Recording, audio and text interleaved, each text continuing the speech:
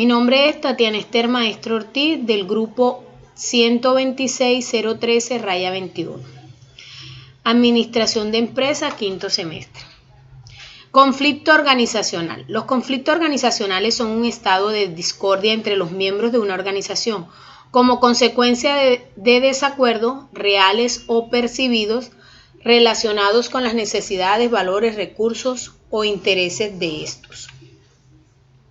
Tipos de conflicto. Según la naturaleza del conflicto, conflicto objetivo. El origen del conflicto está relacionado con una diferencia en la percepción, la interpretación y los objetivos. En cualquier caso, no tiene relación directa con las personas implicadas en él, sino con el objeto de conflicto. Conflictos emocionales. El origen y mantenimiento del conflicto está relacionado con la relación emocional entre las partes implicadas en el conflicto.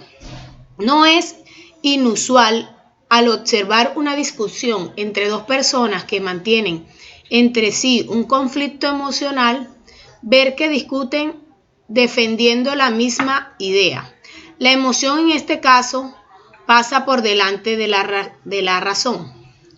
Según las partes implicadas, conflictos interpersonales. Cuando el punto de vista que tiene el trabajador sobre una situación diferente de la visión de la empresa, los factores causantes pueden provenir del interior de las personas involucradas. Creencias, valores, situaciones personales o familiares, o del entorno. En este caso, las personas pueden mostrar desinterés hacia ciertas actividades asignadas, debido a ser contrarias a su visión personal. Esto puede convertirse en un problema, ya que mostrará resistencia a formar parte del equipo de trabajo. Conflicto interpersonal. Ocurren entre dos personas que trabajan dentro de la organización por tener puntos de vista diferentes sobre un mismo objetivo, metas o temas. Pueden darse entre iguales o entre jefes, subordinados, pudiendo estar involucrados personas del mismo grupo o de grupos diferentes. Pueden surgir por diferentes motivos, diferencias personales, de valores, creencias, estructuras mental, personalidades, etc. Problemas personales o familiares, hasta factores organizativos como liderazgo, gestión y presupuesto.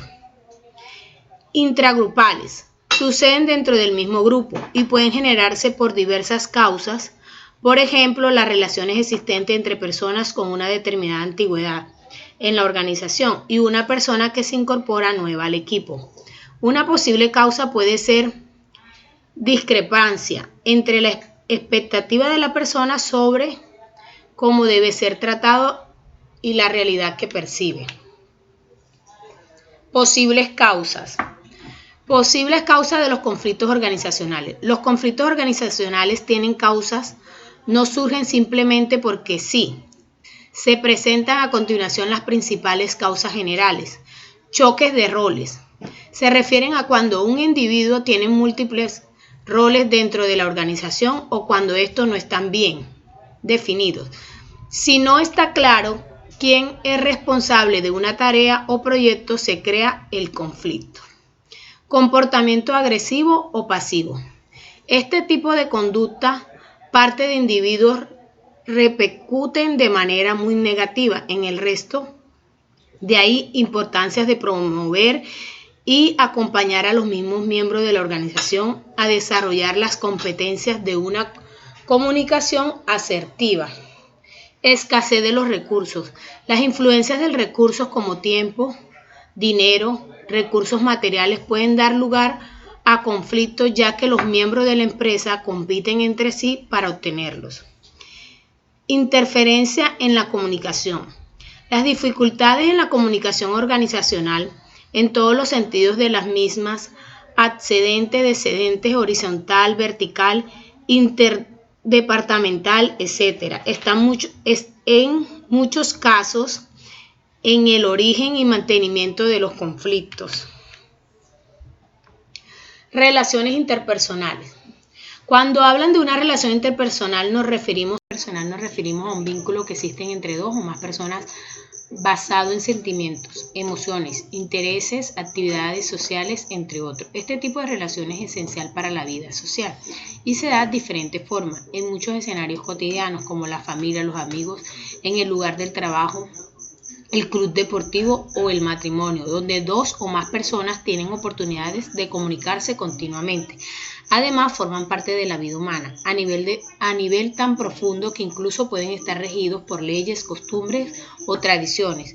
Esto crea una red compleja de conexiones y grupos sociales que conforman la sociedad entera. De hecho, la gestión de relaciones es un hito esencial en el crecimiento personal. Tipo de relación. Las relaciones pueden ser muy variables y complejas. Y es posible que algunas ni siquiera tengan palabras, pero en general solemos reconocer más o menos las siguientes: relaciones íntimas o afectivas. Aquellos que buscan conexiones profundas con otras personas y tienen una comprensión básica de los diferentes grados de amor. Son grandes lazos de confianza que se esfuerzan por perdurar en el tiempo asociado a una agradable sensación de protección, unión y pertenencia. Relaciones superficiales, aquellas que se procesan en el nivel inicial de conocimiento personal, es decir, en una etapa formal y no muy profunda, independientemente de que sean entretenidas o no. Estas son conexiones temporales que no son demasiado importantes para la vida emocional de un individuo, a diferencia de la intimidad. Estas son las relaciones que formamos con extraños, personas que conocemos por poco tiempo, vecinos en un avión que nunca volveremos a ver. Relaciones intermedias. Esta relación entre el espectro intermedio entre la intimidad y la superficialidad se debe a aquellos que a menudo los comparten, pero no sentimos demasiado apego.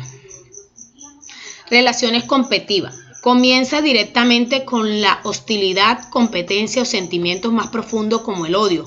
Por lo general, las relaciones negativas giran más o menos a nuestras emociones, pero no las valoramos tanto como nuestras relaciones cercanas, aunque siempre pueden cambiar de categoría según la situación.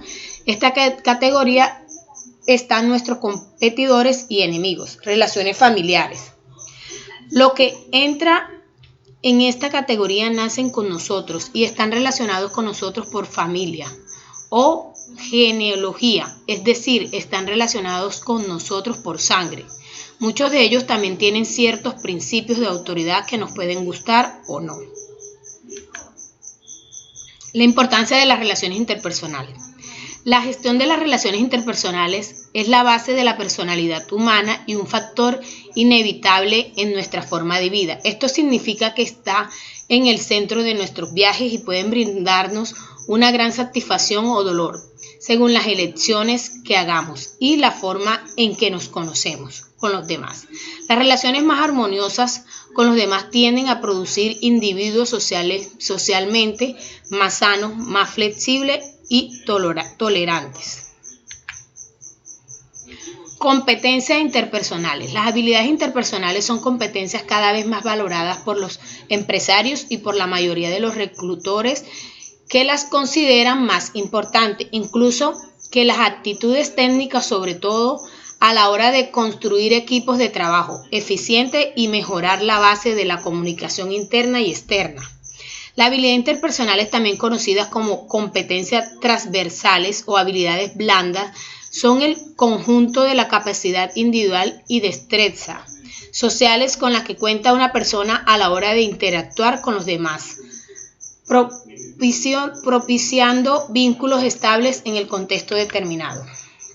Salud emocional. La salud emocional hace referencia a un estado mental que nos permite desarrollar nuestra vida cotidiana con suficiente motivación, tranquilidad, eficacia. Nos posibilita hacer frente a las tensiones normales de la vida sin sentirnos superados, relacionarnos con los demás de forma satisfactoria o cumplir con nuestras obligaciones de forma adecuada. Burnout. El burnout laboral, también denominado síndrome del quemado o síndrome de estar quemado en el trabajo, es un estado de agotamiento físico, emocional y mental que está vinculado con el ámbito laboral, el estrés causado por el trabajo y el estilo de vida del empleado. Puede tener conciencia muy grave tanto en la esfera física como la psicológica. Dos de los síntomas más comunes son el burnout laboral, también denominado síndrome del quemado o síndrome de estar quemado en el trabajo. Es un estado de agotamiento físico, emocional y mental que está vinculado con el ámbito laboral, el estrés causado por el trabajo y el estilo de vida del empleado. Puede tener consecuencias muy graves, tanto en la esfera física como en la psicológica. Dos de los síntomas más comunes son depresión y ansiedad, motivos de la gran mayoría de las bajas laborales. El síndrome del burnout suele aparecer en la mayoría de los casos en las personas que han elegido su oficio de manera vacacional. Es muy frecuente entre profesionales sanitarios, profesores y trabajadores sociales. Aunque al principio la manifestación y el malestar solo se extiende a la vida laboral, finalmente también llegan a alcanzar en casi todas las situaciones la vida social, familiar del trabajador afectado. Características personales. Aunque no existe un perfil de las personas que pueden padecer esta afección, sí existen algunas casualidades y rasgos personales que suponen una mayor vulnerabilidad al tener el síndrome. Así, las personas conformistas, inseguras y dependientes tienen más posibilidades de sufrir depresiones y ansiedades, tienen que enfrentar situaciones estresantes, también son más propensos los individuos con una baja autoestima y demasiado perfeccionistas. Síntomas. Las principales manifestaciones de este síndrome son sentimiento de agotamiento, fracaso e impotencia, baja autoestima, poca realización personal, estado permanente de nerviosismo, dificultad para concentrarse, comportamiento agresivo, dolor de cabeza, taquicardia, insomnio, bajo rendimiento, absentismo laboral, aburrimiento, impaciencia, irritabilidad, comunicación deficiente. Gracias, tutoras y compañeros.